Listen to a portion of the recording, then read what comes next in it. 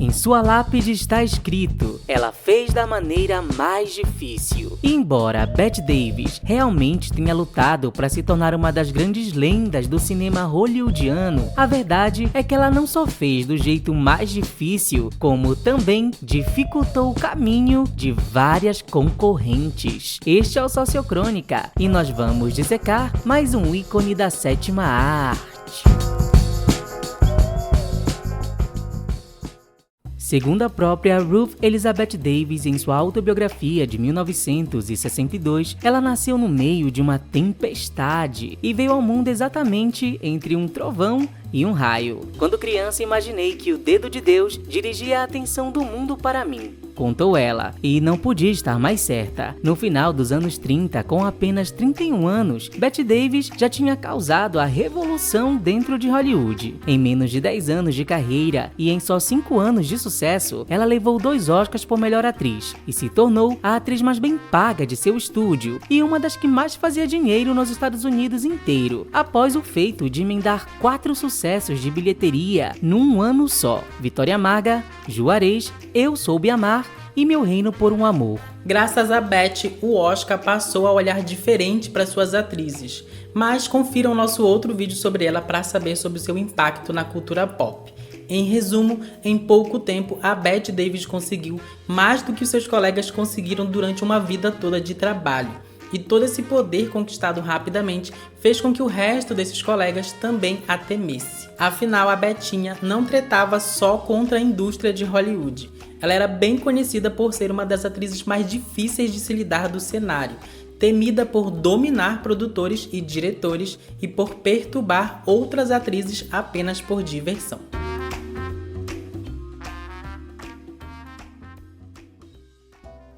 E uma das primeiras que passou pelo trator Bette Davis foi a diva dos anos 30, Miriam Hopkins. Famosa por sua sexualidade aflorada, Miriam já era uma estrela quando Bette ainda estava tentando. As duas se conheciam desde os tempos do teatro, quando viviam sob as asas do diretor George Cukor, e dizem que desde lá já havia um ressentimento por Bette ser tratada como ingênua, enquanto Miriam era a estrela dos palcos. E em 1938, Miriam Hopkins comprou os direitos de uma peça chamada Jezebel, sobre uma moça egoísta que vive o amor numa guerra civil. A peça fracassou, mas chamou a atenção do estúdio da Warner Bros., que queria lançar algo nesse estilo, antes que O Vento Levou com Vivian Leigh saísse. Miriam, porém, disse que só venderia sua peça se ela fosse a protagonista. O estúdio topou, mas quando a atriz chegou para assinar o contrato, descobriu que foi enganada, e o papel de Jezebel havia sido dado para sua antiga colega de teatro, Bette Davis. E Jezebel calhou de ser o primeiro grande sucesso de Bette e o filme que lhe deu seu segundo Oscar.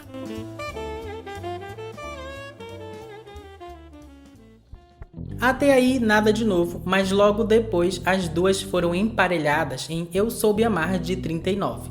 E foi aí que nasceu uma perigosa tensão. Um agravante teria sido porque meses antes, a Bette Davis tinha estrelado As Irmãs, de 38, dirigido pelo Anatoly Litvak. E nesse período, o Anatoly estava se divorciando da Miriam Hopkins. E por algum motivo, a Miriam jurava que a Bette e o Anatoly tinham tido um caso aí durante as gravações de As Irmãs.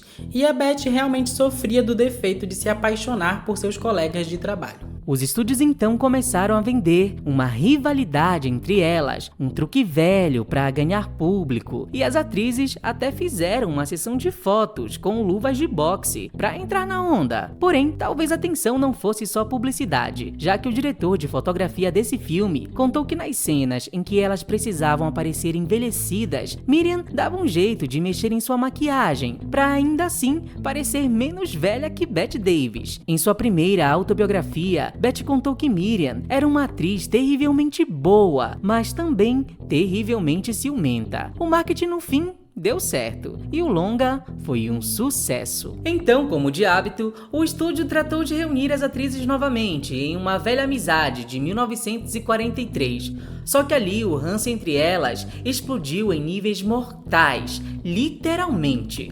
Miriam Hopkins já não tinha fama de fácil e Bette Davis estava no seu auge. Miriam pediu por um salário maior e que seu nome estivesse no topo dos cartazes, só que tudo lhe foi negado, pois sua popularidade tinha decaído. Assim, a outrora lenda sensual do cinema teve que apelar para outros truques. Nesse filme de 43, temos a história de duas amigas que se reencontram, mas se envolvem numa tensão após uma delas se tornar uma escritora famosa num casamento conturbado. Como dessa vez Bette pegou o papel da moça boa e Miriam ficou com a chata, Miriam decidiu usar um estilo de atuação caricato, a fim talvez de desestabilizar Bette, que já estava aclamada no ramo e ficava famosa por uma atuação exacerbada. You go without saying, but you do make me mad. Oh, kid, hasn't there ever been anything in your life that you've really wanted? Dizem também que Miriam teria até aparecido um dia com uma cópia de um vestido que Bette usou em Jezebel para atingi-la psicologicamente. Assim, o clima das gravações ficou tão pesado que teria causado um infarto em seu diretor, o Edmund Goulding, o mesmo que dirigiu as duas em Eu Soube Amar. Então, outro diretor foi chamado, Vincent Sherman, que já não era lá muito fã de Bette Davis, e aproveitando-se disso, a Miriam Hopkins começou a enviar cartas à produção do filme, inventando que a Bette Davis e o Vincent discutiam muito nas gravações, na tentativa de eliminar a Bette do filme. Só que pro ódio da Miriam Hopkins, o Vincent e a Bette ficaram amigos, e a Bettinha até começou a dar uns palpites ali no roteiro. Miriam conhecia todas as regras do jogo.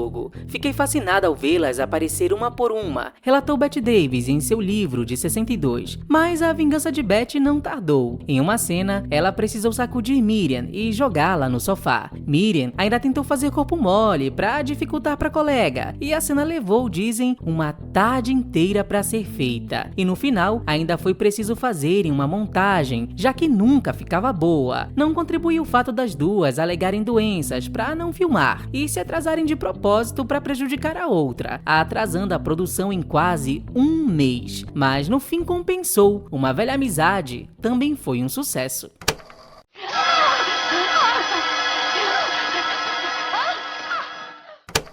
Só que a Miriam não foi a única que criou ranço da Bette Davis por ter sido ofuscada por ela.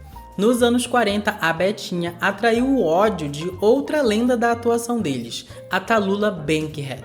A Tallulah não era muito fã de Hollywood, ela achava chato todo o processo de gravar filmes, então ela preferia os teatros. Tallulah Bankhead também foi uma das que ensinou Jezebel, mas em 1934, Tallulah ficou muito famosa por interpretar Judith, uma socialite hedonista que descobre estar doente. Quando esta peça foi vendida para Warner Bros., prometeram que Tallulah seria a protagonista, mas na hora quem pegou o papel foi Bette Davis, e a peça virou um melodrama Vitória Amarga, de 1939.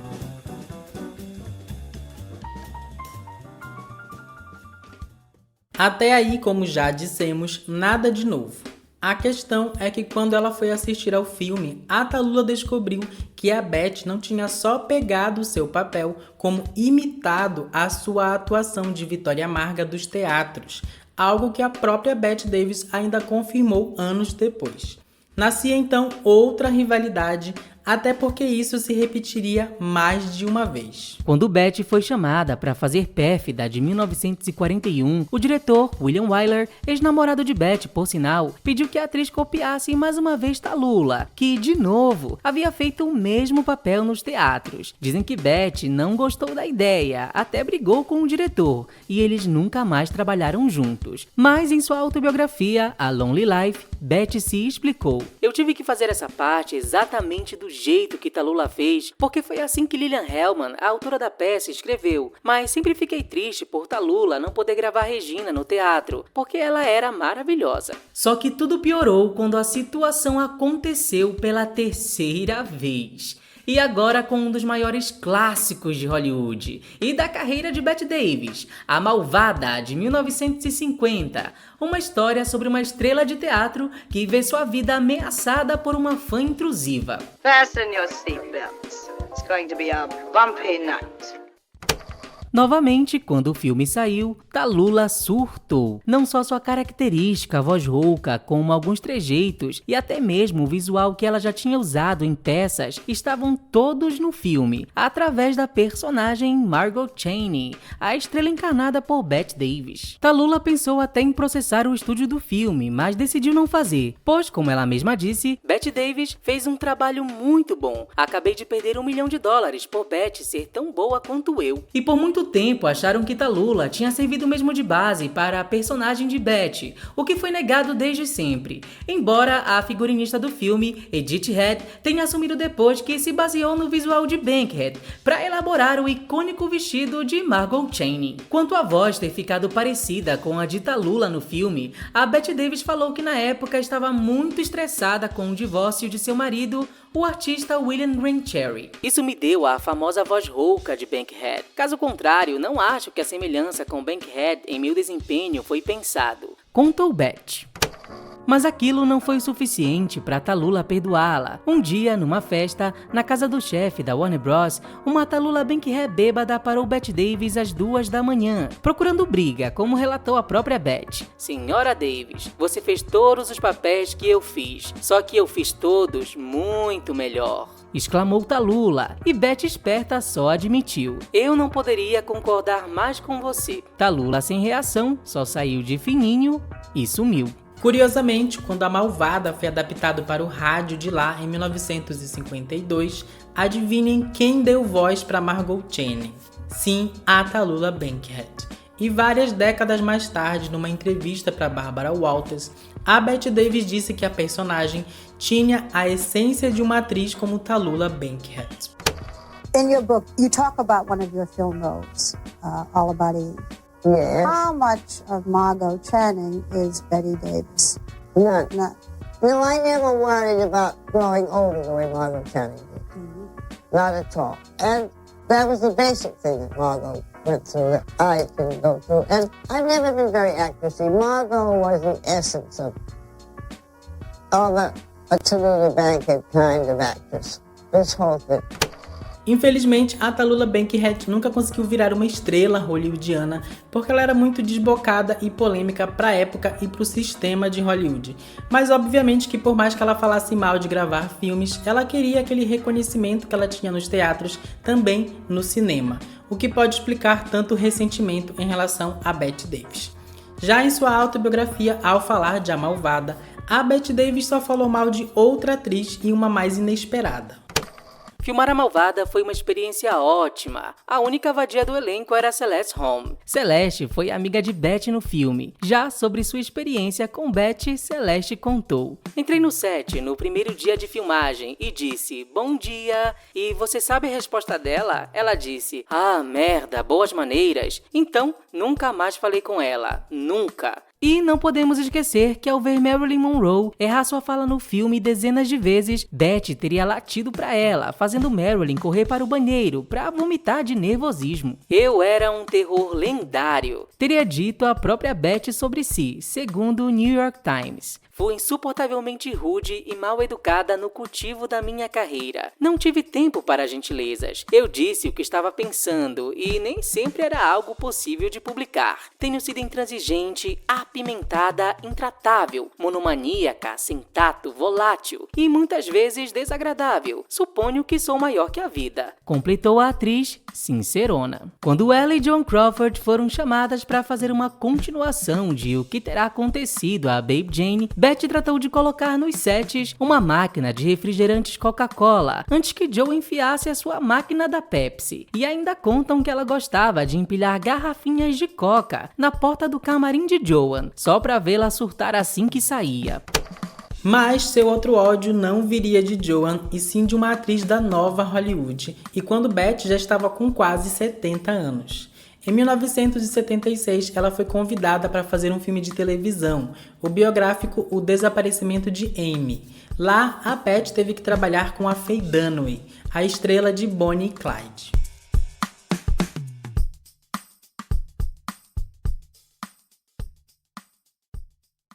Oi, se você chegou até aqui e curte nosso trabalho, considere apoiar o Sociocrônica lá no Apoia-se, que é a nossa campanha de financiamento coletivo. Os valores estão a partir de R$5 e todo o valor arrecadado por lá é revertido para a manutenção do canal. Os links estão na descrição ou no QR Code na tela. Pensa aí com carinho, muito obrigado pela atenção. Agora vamos continuar o vídeo.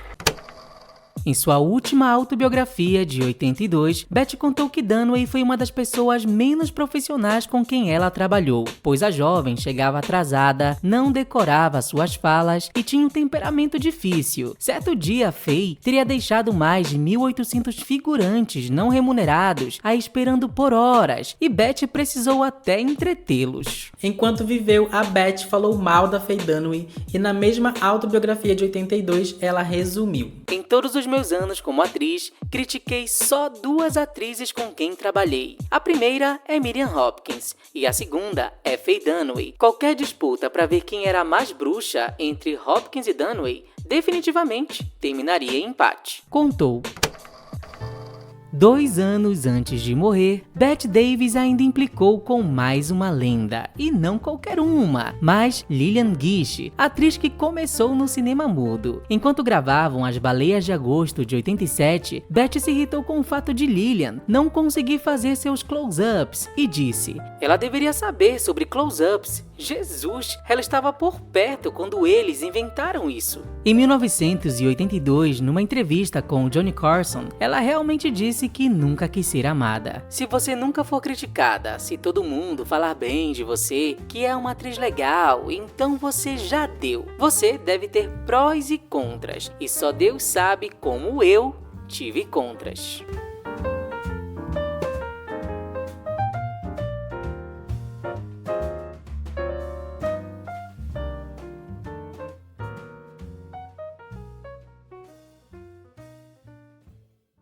Oi, sócios! Se tudo tiver dado certo, esse vídeo é para ter saído depois do aniversário da Bette Davis, que foi lá dia 5 de abril. Então espero que tenham gostado, a gente quis trazer uma coisa mais divertida, mais leve. Mas se você quiser saber mais sobre a Betinha, a gente tem um vídeo aqui totalmente biográfico sobre ela, com feitos e todo o impacto que ela teve em Hollywood, até na cultura pop. Então eu recomendo que você vá lá conferir. E não, ela realmente não fala nada da Joan Crawford nas autobiografias dela. Então realmente as únicas pessoas de quem ela falava muito mal era a Miriam Hopkins e a Faye Dunaway.